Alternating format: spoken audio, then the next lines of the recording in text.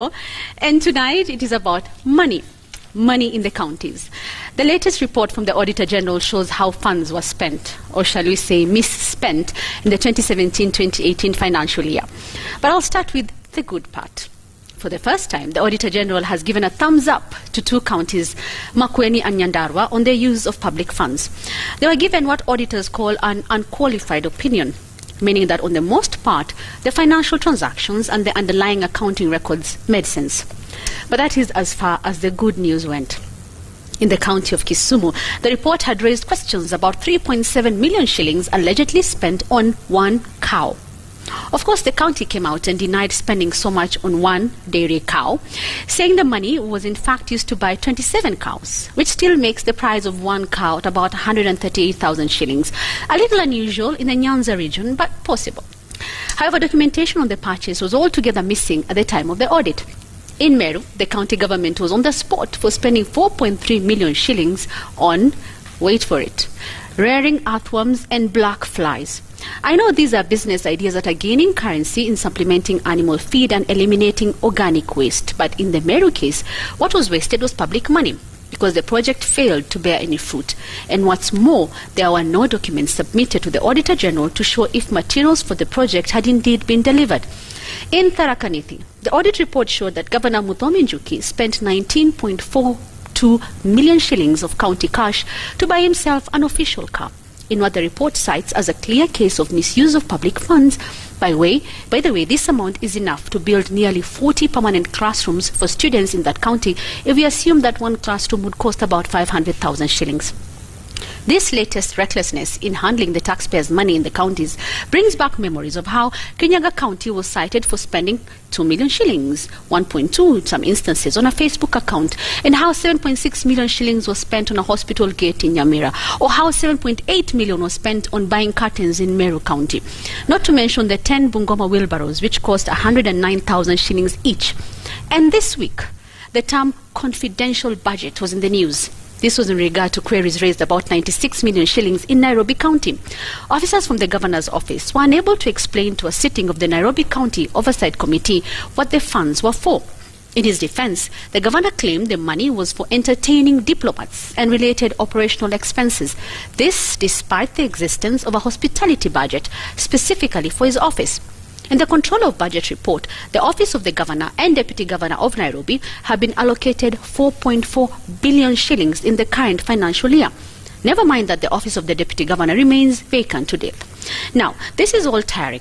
It is familiar, and it doesn't seem to change. Just what happened to that noble idea that leadership is meant to serve the best interest of the electors?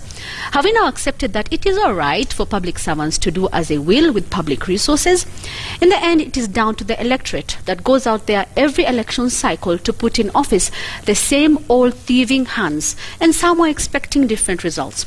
Instead, they resume their sitting positions in the high offices and start the looting all over again as we defend them because they belong to our tribe or such other grouping. This, ladies and gentlemen, is what I hear some people call kubebo ufala. And they are so right. That's my memo.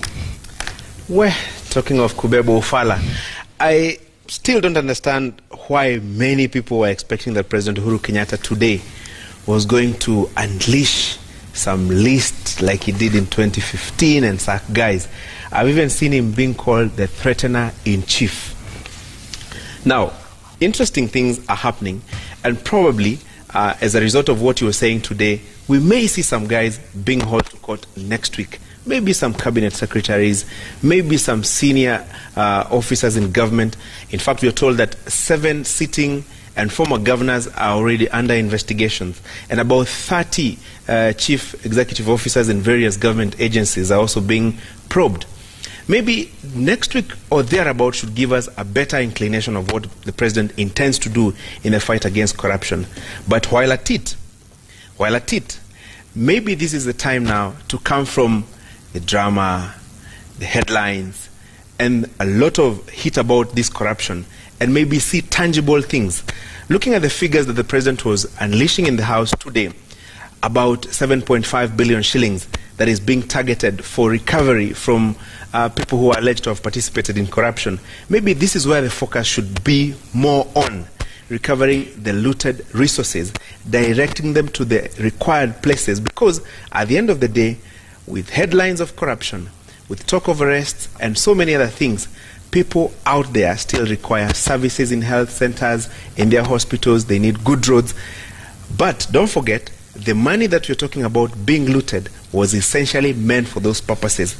And more importantly, this is the money that has been borrowed in their trillions to help facilitate development. So when this money ends up in the pockets of a few, you, me, everyone else who is a taxpayer, end up paying for debts for things that we cannot be able to see, while at the same time, all we are talking about is corruption, corruption, corruption, probably with very little action in terms of recovery.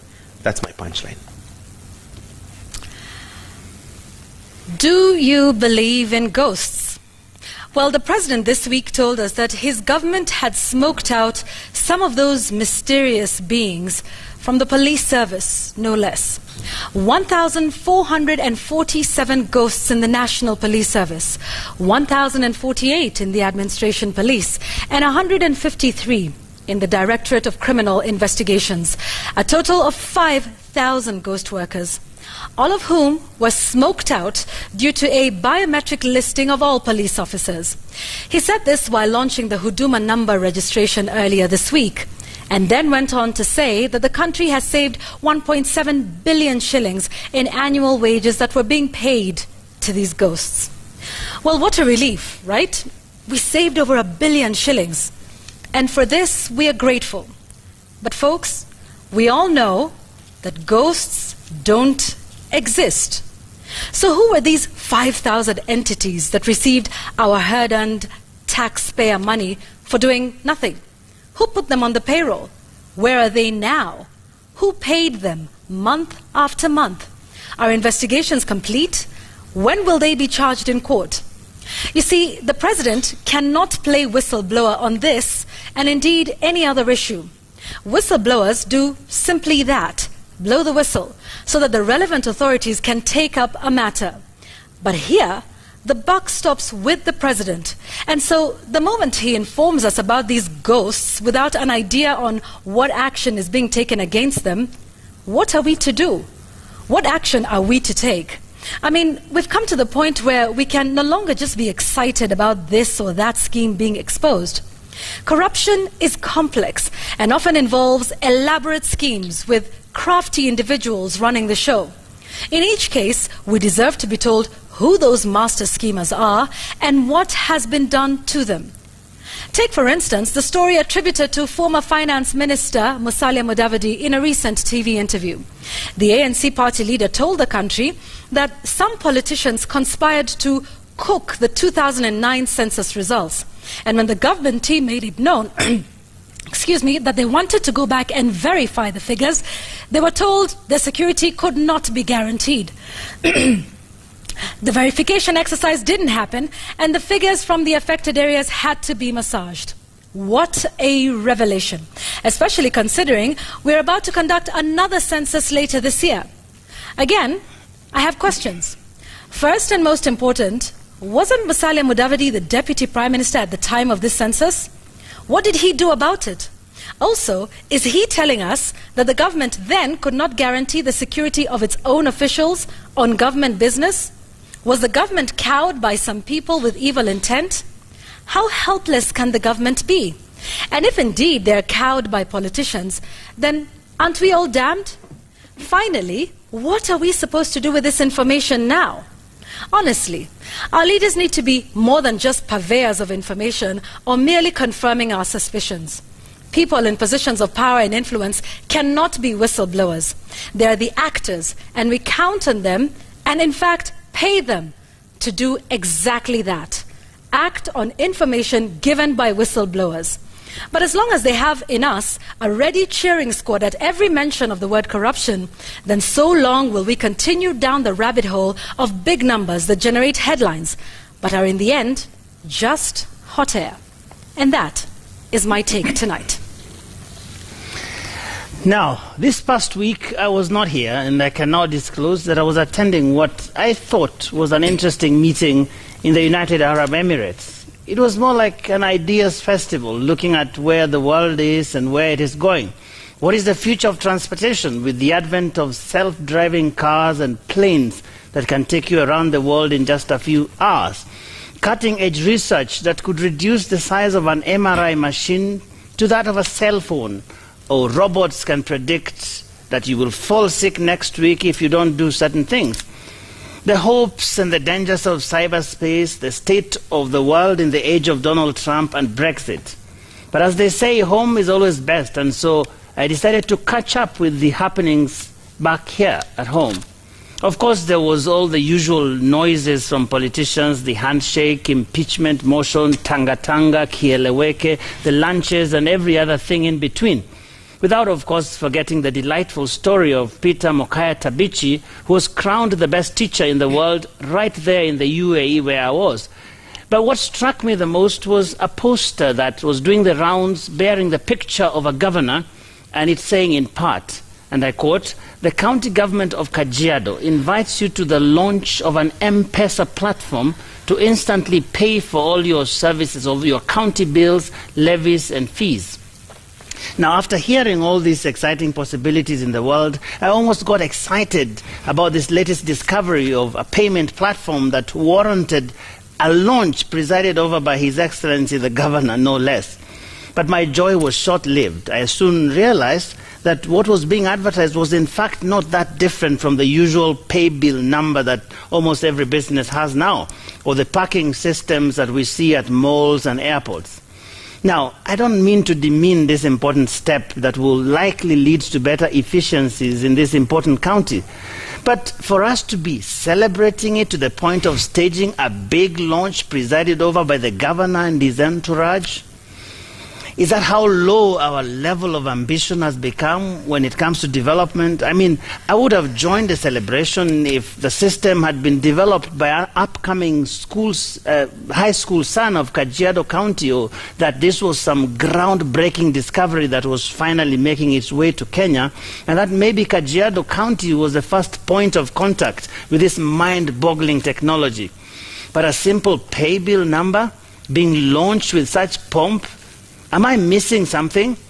What are our children in school to think when they realize that we are this excited about small solutions that are now commonplace? How are they going to compete with the young men and women who are pushing the boundaries of science to discover the next big thing? The new cure for cancer, the transport solution for major cities, affordable energy for rural communities. I don't know about you, but I get this feeling that creating a big story about an M-Pesa number is really way down there. But on the brighter side of things, that platform, *287#, seems to be working well, more than a week after it was launched. That's my angle tonight. Wow, launching again. Ribbons and stuff. Yeah. Oh, so there was like confetti. Like No, and a DJ who does the broken glass. You know, Ikibamba wapi duru? Broken glass. Anyway. We need to go home. Listen, we do need to go home. And one Linus Kaikai, thank you so much, was joining us from Washington, D.C. That's how we do things here on The Gang. Oh, yes, we do. We're international. Linus, we thank you, and we hope you come back soon. the foreign gangster. The foreign gangster. The Tonight. second foreign gangster after the other one. Oh, yeah. Yes, I know. First Joe was away, now Linus. Thank you, guys, and I know you're sleeping early. Yeah, just because it's probably morning get to for the you. the day's business. Yes, get to the day's business. That's right. I hope maybe you guys Yes. are not going to launch a The day is just number or Saturday. something. Yeah, don't launch anything there. Yeah, we please. need to go away. Please. All right. Listen, guys, thank you very much for joining us on the show today. As we say, the conversation never ends here. The hashtag is NewsGang at Citizen TV Kenya. You know all our handles. We will see you again Can I do next this? week. Do you want I to? now hereby launch the night. All right. Good night, everyone. Good night.